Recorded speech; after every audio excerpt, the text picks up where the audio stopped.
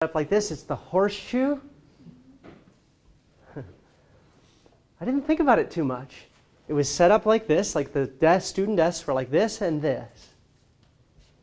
And actually, if you came into my classroom as a student, you couldn't come into the inner sanctum. You just kind of, you had to stay on the outside. And you didn't have a lot of room.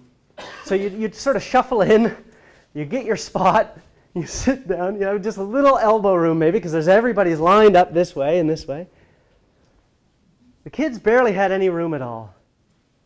But I'll tell you who did have room was me, the teacher. Why did I have all that room? Well, that was my performance area. That's where I did my little show every day. You know, come on, kids, period 2. Show up here and see daily Mr. Corey performing.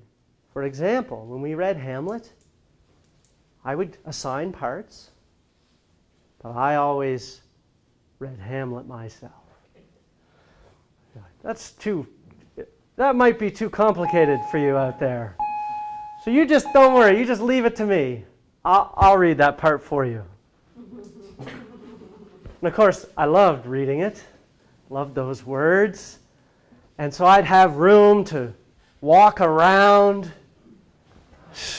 express myself physically and verbally.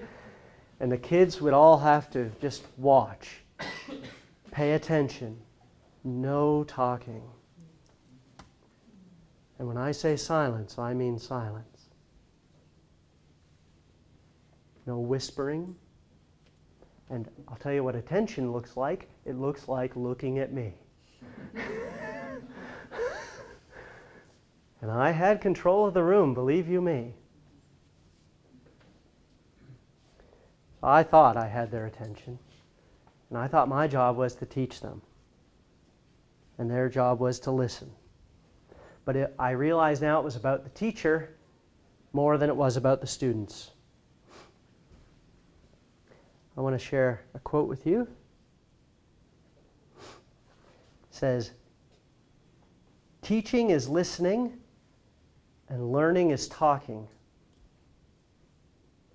Teaching is listening, learning is talking. If that's true, which I believe it is, then who is learning in my room? Only me.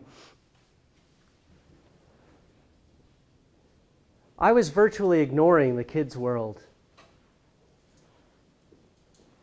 This took all kinds of forms. I didn't worry about whether the learning that they were doing was relevant to their lives or their interests. It was relevant to my life and my interests. It mirrored my interests, my passions. I'm not saying that sharing your passion is bad. But most importantly, I think, the foundation of what we do has to be the kids' passions. If we want to reach them, if we want them to learn, if we want them to develop a love of learning, which we all do, then ultimately at some point we've got to say, what about their interests? And the work that they do has to have some purpose or meaning. It's not enough to say, we're spending 3 months teaching you a cool party trick. It's not enough.